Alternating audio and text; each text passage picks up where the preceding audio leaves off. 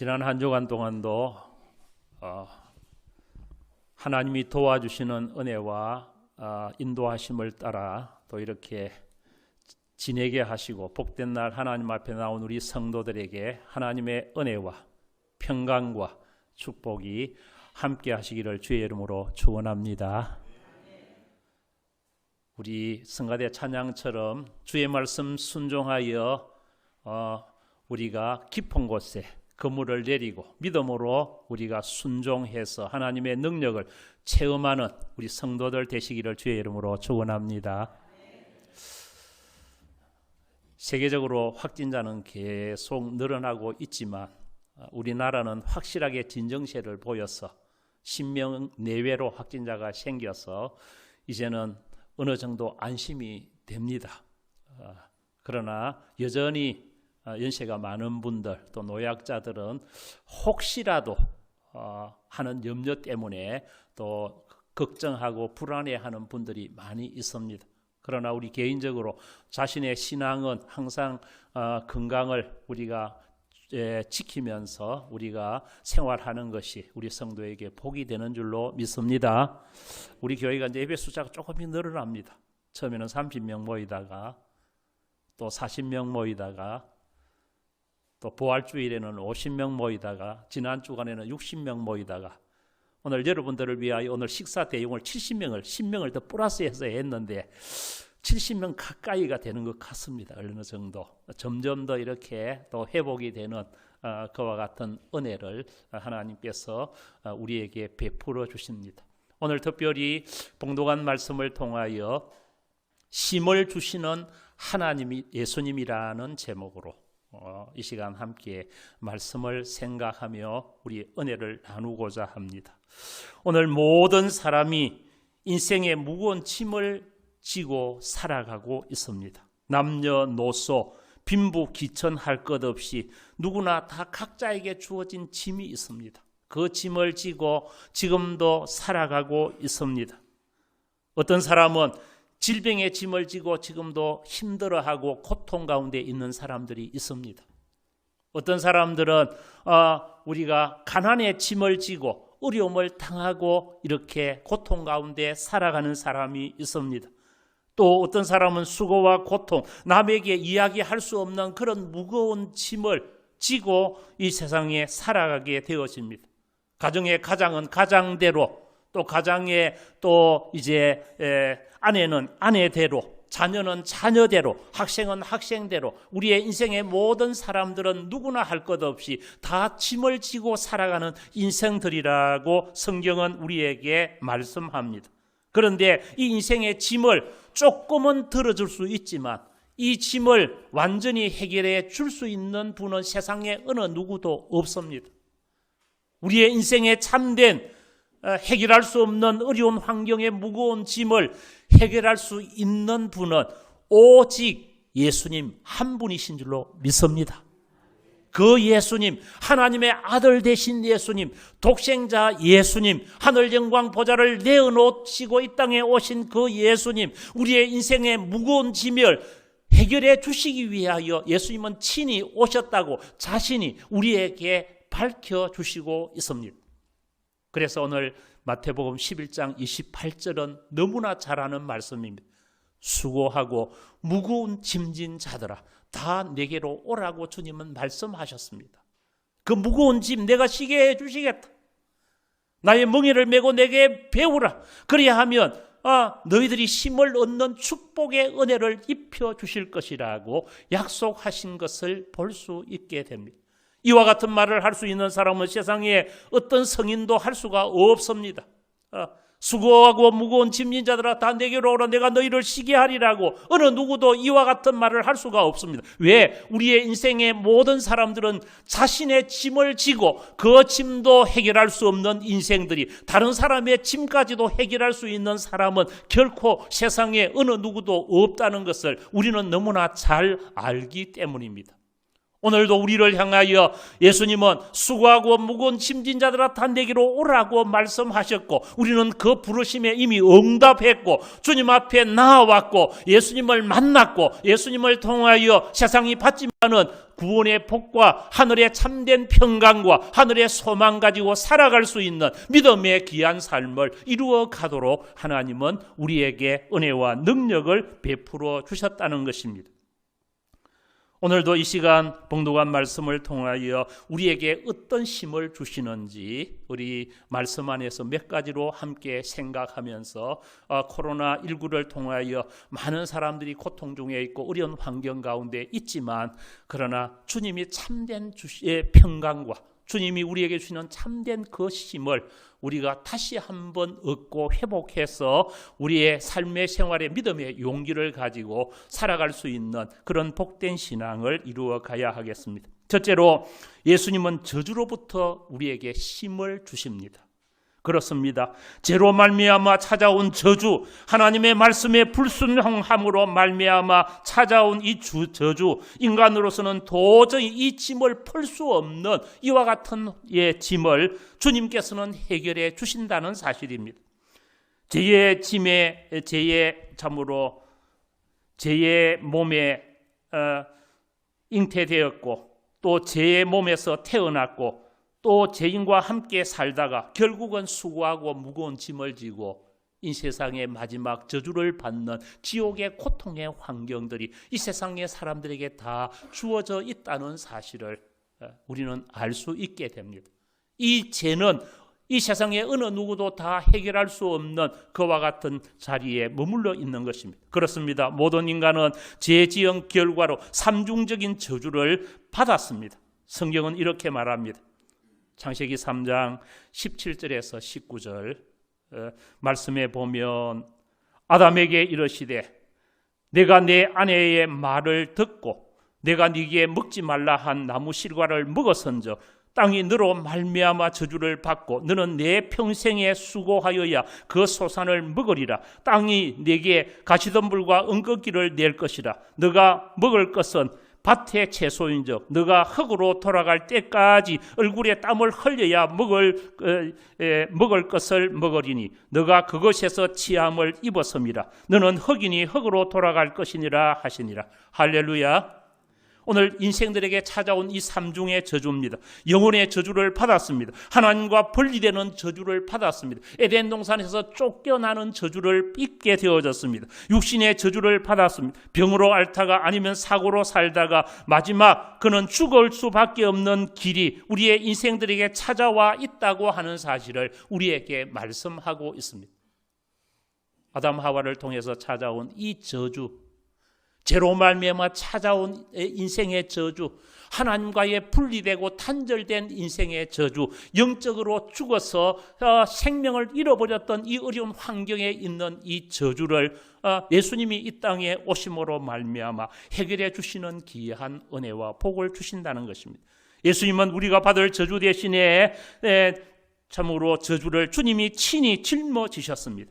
갈라디아서 3장 13절에서 14절에 보면, 그리스도께서 우리를 위하여 저주를 받은 바 되사 율법의 저주에서 우리를 속량하셨으니 기록된 바 나무에 달린 자마다 저주 아래에 있는 자라 하였습니다. 이는 그리스도 예수 안에서 아브라함의 복이 이방인에게 미치게 하고 또 우리로 하여금 믿음으로 말미암아 성령의 약속을 받게 하려 함이라. 할렐루야. 예수님이 십자가에서 친히 우리가 받아야 될 저주를 주님은 담당하셨다고 성경은 말씀하셨습니다. 아브라함의 복을 우리에게 주시기 위하여 또 미래에 주어질 그 성령의 약속을 우리에게 풍성하게 베풀어 주시기 위하여 예수님은 친히 십자가에 당한 그 고난을 통하여 저주를, 내가 받아야 될 그 저주를 주님은 친히 담당하셔서 우리를 죄와 사망에서 건져 구원해 주시는 귀한 은혜와 복을 하나님께서는 베풀어 주셨다는 것입니다. 그래서 예수님은 친히 나 대신에 고난을 받고 우리의 죄를 친히 담당해 주셨다는 이 놀라운 사실을 우리는 기억하고 오늘도 주님 앞에 나올 때 십자가의 주님을 생각하고 우리를 위해서 다시 사신 그 부활의 주님을 생각하고 우리는 우리에게 영적인 생명과 능력이 오늘도 그 예수님을 통하여 주어지는 축복이 되어진다는 것을 우리가 기억하면서 하나님 앞에 살아가는 그런 복된 신앙을 우리 이루어 가야 하겠습니다. 요한복음 10장 10절에 보니까 참으로 예수님은 도적이 오는 것은 사람을 죽이고 멸망시키는 것뿐이지만 인자가 온 것은 양으로 생명을 얻도록 하고 더 풍성히 얻도록 만들어 주신다. 오늘 복된 날 나온 우리 모든 성도들, 예수님이 공급해 주시는 그 생명, 풍성한 은혜가 여러분들에게 임하시기를 주의 이름으로 축원합니다. 영적인 생명과 이 능력을 우리는 공급받는 귀한 은혜를 우리에게 베풀어 주셨습니다. 마귀는 우리를 멸망시키지만 예수님은 우리에게 생명을 주고 더 풍성한 삶을 살도록 크신 은혜를 입혀 주신다는 사실을 우리가 기억하고 우리 하나님 앞에 복된 신앙생활 이루어 가야 합니다. 예수님이 나를 위하여 십자가에 받은 그 저주가 우리에게 생명을 주신다는 것. 그래서 고린도 후서에도 보면 예수님이 이 땅에 오심으로 말미암아 우리에게 이제는 그 부유한 것을 내어놓으시고 이 땅에 오셔서 우리를 부유하도록 만들어 주시는 것이 바로 예수님이 우리에게 베풀어 주시는 은혜라고 하는 것 우리가 기억하고 하나님 앞에 살아가는 그런 복된 삶을 이루어 가야 하겠습니다. 두 번째로 예수님은 영적인 갈증으로부터 우리에게 힘을 주신다고 했습니다. 인간은 하나님의 형상과 모양대로 지음을 받았습니다. 그래서 인간을 가리켜서 영적인 동물이라고 말합니다. 이렇게 말하기는 죄로 인하여 하나님과 분리되었던 우리들, 목마른 사슴이 시냇물을 찾듯이 항상 갈급한 상태에 이 세상의 사람들은 살아가게 됩니다. 영이 죽었기 때문에 주님을 알지 못할 뿐만 아니라 항상 우리 사람들은 영적인 동물로 태어났기 때문에 항상 신앙심을 가지고 살아갈 수 있는 은혜를 입혀주시는 것입니다. 그런데 우리는 예수님 앞으로 나오면 우리의 영혼이 살고 힘을 얻을 수가 있다는 것입니다. 우리 영혼만이 죽은 영을 살릴 수 있고 예수님만이 우리에게 말씀으로 생명을 줄 수 있는 귀한 은총을 입혀주신다고 했습니다. 그래서 하나님의 말씀은 우리를 살리는 놀라운 축복의 말씀이고 예수님이 보내신 성령은 우리의 영적인 생명을 살리는 놀라운 능력이 된다고 했습니다. 요한복음 6장 63절에 보니까 살리는 것은 영이니 육은 무익하니라. 내가 너희에게 이르는 말이 영이요 생명이니라. 할렐루야. 살리는 것이 영이라고 했습니다. 예수님께서는 우리에게 성령을 통하여 우리를 살려주시는 또 말씀과 이 성령의 능력으로 우리를 다시 회복시키고 주시고 살려주시는 귀한 은혜와 복을 입혀주신다고 우리에게 말씀하고 있습니다. 그래서 아모스 8장 11절 말씀은 이렇게 기록하고 있습니다. 주 여호와의 말씀이니라. 보라, 날이 이럴지니 내가 기근을 땅에 보내리니 양식이 없어 주림이 아니며 물이 없어 가람이 아니요 여호와의 말씀을 듣지 못한 기갈이라고 그렇게 말씀했습니다. 우리는 하나님 앞에 신앙생활할 때에 지금은 말씀 홍수 시대에 우리는 살아가고 있습니다. 그렇지만 우리는 홍수 때에 마실 물이 없듯이 말씀이 너무 많아서 그 말씀의 참된 진리를 깨닫지 못하고 살아가는 믿음의 성도들이 된다고 하면 결국은 우리는 죽임을 당하고 카람을 느끼는 그와 같은 자리에 나아가게 된다는 사실입니다. 우리는 구약 성경의 사도행전에 보면 베드로의 설교 가운데 또 스데반이 설교했던 그 설교 내용을 보면 이 스데반이 성경을 얼마나 많이 알고 있었던지, 구약의 성경, 그때는 뭐 성경이 기록된 성경이 가지고 다닌 것도 아닌데 구약의 아브라함부터 이삭, 야곱, 요셉, 모세, 다윗, 솔로몬에 대한 설교를 굉장히 조리 있게 너무너무 이 스데반이 설교를 잘했습니다. 평소에 하나님의 귀한 말씀에 대한 그 갈급한 심령을 가지고 구약의 역사를 이제는 머릿속에 다 넣어서 설교 원고를 보지도 않아도 거기에 공회 앞에 있는 무리들 앞에서 이렇게 설교하게 된 것은 그가 말씀을 평소에 얼마나 귀하게 여기고 그 말씀을 마음속에 머릿속에 담고 있었기 때문에 모인 무리들에게 담대하게 복음을 증거할 수 있는 아름다운 복된 신앙의 삶을 살게 되어졌습니다. 오늘 이 시간도 우리는 영적인 기갈을 우리는 하나님 앞에 말씀으로 채우시기를 주의 이름으로 축원합니다. 사람이 떡으로만 살 것이 아니고 내 입에서 나오는 말씀, 여호와의 말씀으로 산다고 예수님께서 말씀하신 것처럼 우리는 늘 이 세상에 살 때 육신의 떡만 바라보고 사는 자가 되지 말고 우리는 영적인 생명을 주는 그 말씀을 공급받아서 살아갈 수 있는 그런 복된 신앙이 필요합니다. 예수님이 사마리아 수가성 우물가에 한 여인을 찾아갔습니다. 제자들은 먹을 것을 얻으려고 가고 단둘이 있을 때 예수님은 그에게 말씀하지 않았습니까? 천하보다 귀한 생명을 구원하기 위하여 그 한 여인의 갈증을 해갈시켜 주시기 위하여 예수님은 그곳에 찾아가셨습니다. 내가 주는 물을 먹으면 마시면 다시는 목마르지 아니하고 그 배에서 솟아나는 샘물이 되리라고 말씀했습니다. 그 물 좀 달라고 이 여인은 갈급한 심령을 가지고 예수님 앞에 요청했을 때 내 남편 데려오라고 주님은 친히 말씀하셨고 나는 남편이 없습니다. 예수님은 그의 사정과 형편을 알고 있었습니다. 내 남편이 5이 있었지 않느냐? 이 여인은 보니까 이상한 사람이었습니다. 자신을 꿰뚫러 보고 있는 그 사람, 자기와 대화하고 있는 그 사람이 마지막에 메시아인 것을 발견하게 될 때에 육신의 물동이가 별로 소용이 없었습니다. 물동이를 버려두고 사마리아 성에 달려가서 내가 메시아를 만났다고, 당신들도 오면 메시아를 만날 수 있다고 담대하게 전도하게 된 것은 그의 평소에 당했던 그 열정의 영적인 갈증을 예수님을 통하여 해가름을 받게 될 때 그의 인생이 변화되고 새로운 놀라운 축복된 미래가 열려지는 귀한 은혜를 얻게 되어졌다는 사실입니다. 요한복음 4장 14절에 보니까 내가 주는 물을 먹는 자는 영원히 목마르지 아니하리니 나의 주는 물은 그 속에서 영생하도록 솟아나는 샘물이 되리라. 할렐루야.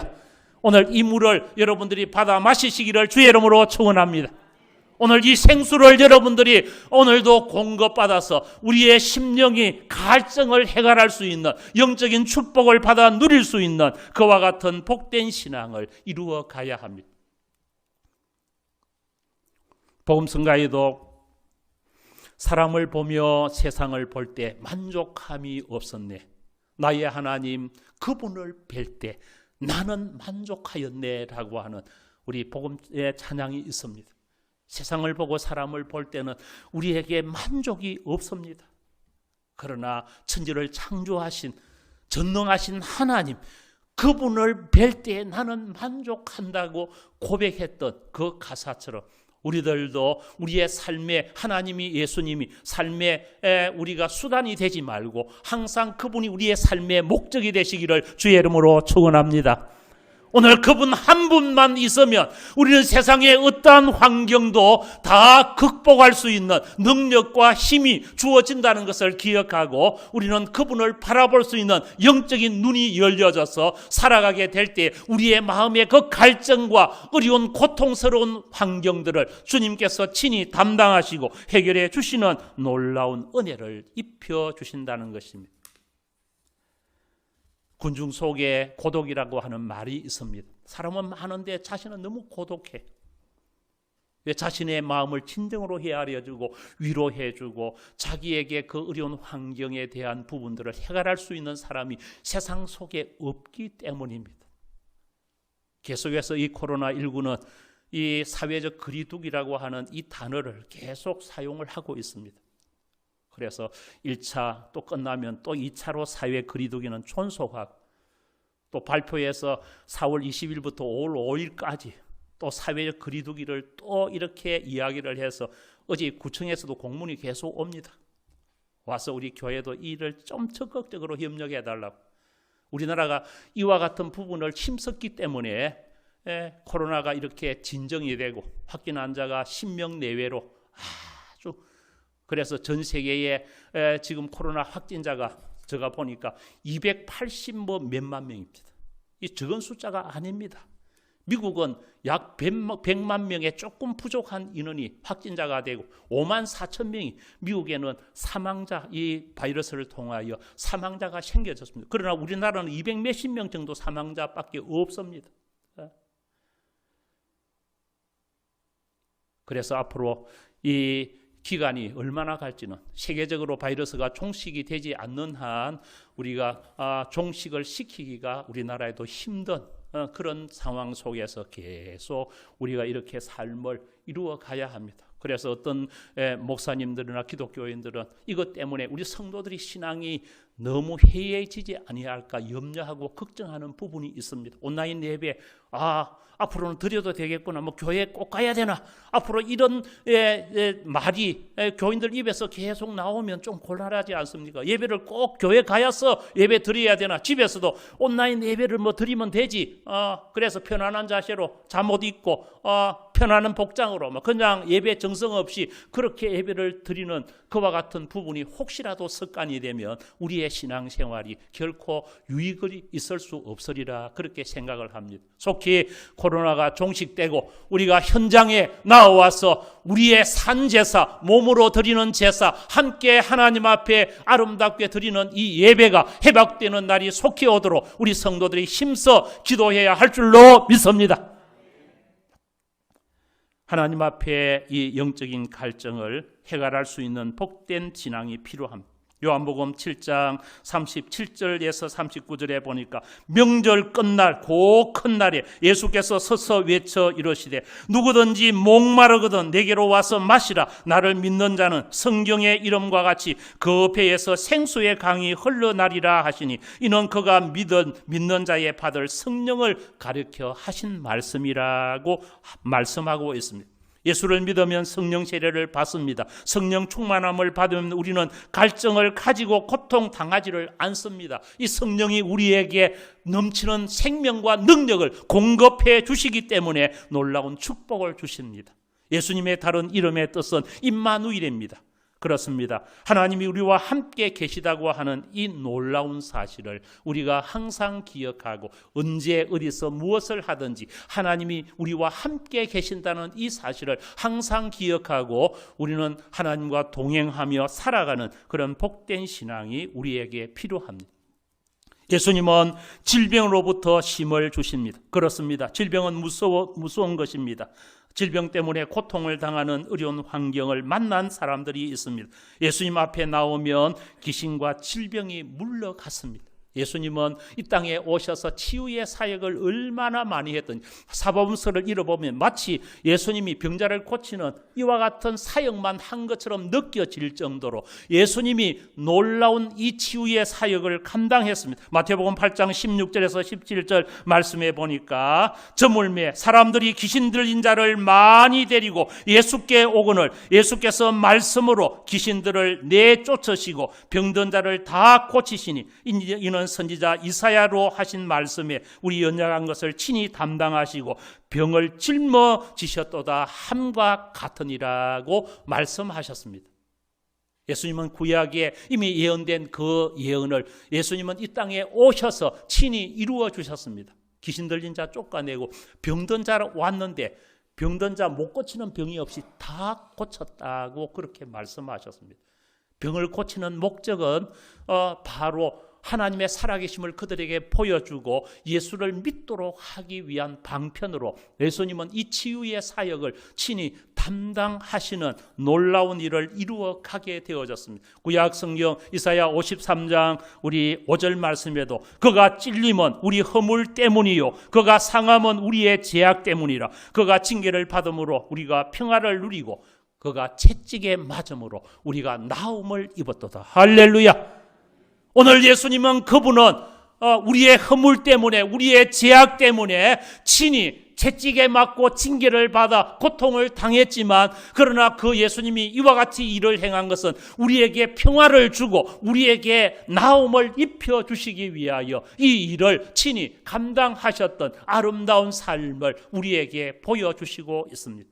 그래서 우리는 하나님 앞에 병든 자가 있을 때에 우리는 병원만 찾는 것을 전부로 생각하지 말고, 때로는 하나님은 병원도 이렇게 가서 치료를 받도록 하나님께서는 섭리하고 허락하지만, 우리는 이 병원의 의사의 손길을 주장하시는 하나님의 능력을 항상 믿고 우리 하나님 앞에 기도함으로 우리의 육신의 질병을 치료하는 복된 성도들 되시기를 주의 이름으로 축원합니다. 그래서 우리는 병원을 무시해서도 안 되고, 우리가 사람이 할 일은 하지만 그러나 그것보다 더 하나님의 능력을 믿는 믿음 안에서 기도하면서 우리의 건강을 또 우리의 질병을 치료하며 회복해 나아가는 그런 복된 신앙이 우리 성도에게 필요합니다. 우리 예수님의 이름으로 기도하며 귀신을 나가고 새방언을 말하며 뱀을 집으며 무슨 독을 마실지라도 해를 받지 않으며 병든 자에게 손을 얹은 적 나으리라고 주님은 친히 말씀하셨습니다. 부활하신 이후에 제자들에게 이와 같이 약속해 주신 것 우리는 기억하고 늘 하나님 앞에 우리의 연약한 이 육신의 질병, 우리가 또 주님을 통하여 치료함을 받는 이 일을 위하여 힘써야 하겠습니다. 마지막으로 예수님은 절망으로부터 우리에게 힘을 주십니다. 절망은 인생을 실패하게 합니다. 우리는 절망에서 벗어나야 되고 절망에서 해방되어야 합니다. 절망에서 힘을 얻는 복된 신앙을 가지고 살아가야 합니다. 인생에 많은 사람들은 우리의 사는 것이 한계가 있기 때문에 우리의 연수가 70이요 강건하면 80이라도 그 수고의 자랑은 슬픔과 절망밖에 없다고 이 성경은 우리에게 말씀하고 있지만, 그러나 하나님께서는 우리와 늘 함께 하셔서 능력으로 하나님은 역사하시는 귀한 은혜와 능력을 입혀주신다는 것입니다. 예수님이 가는 곳에 병든 자가 고침받고 죽었던 나인성 과부의 아들이 살아나고 야이로의 딸이 살아나고 나사로가 살아나는 것은 예수님은 우리의 인생의 생명과 능력을 주관하고 계시는 분임을 우리에게 일깨워 주시는 귀한 말씀이라 생각하게 됩니다. 사랑하는 성도 여러분, 오늘도 국제 전세, 국내 정세, 어려운 환경 가운데서 많은 사람들이 평안을 잃어버리고 힘을 잃어버리고 염려와 걱정과 불안 가운데 살아가는 인생들이 많이 있는데, 오늘 주신 예수님의 말씀 기억하고 수고하고 무거운 짐진 자들 다 내게로 오라고 하시는 이 음성, 내가 너희를 쉬게 하리라고 하는 이 축복된 메시지, 나의 멍에를 메고 내게 배우라고 주님은 친히 말씀하셨습니다. 나는 마음이 온유하고 겸손하니 나의 멍에를 메고 배우라고 말씀했습니다. 우리는 예수님을 배워야 됩니다. 예수님을 알아야 됩니다. 예수님이 누군지를 깨닫고 그 예수님이 우리의 인생의 주인이 되고 우리의 미래에 책임져 주실 분임을 깨닫고 살아가게 될 때에 그분이 우리의 가는 그 어려운 멍에를 주님은 친히 져주시고 우리에게 힘을 주시는 귀한 은혜와 복을 입혀주신다는 것을 기억하고, 저주로부터, 영적인 갈증으로부터, 질병으로부터, 절망으로부터 우리는 힘을 얻어서 우리는 이 어려운 생활 속에서도 우리는 소망 가지고 믿음으로 전진하며 소망의 기쁨과 부활의 신앙으로 승리하며 살아갈 수 있는 그런 복된 성도들 되시기를 주의 이름으로 축원합니다.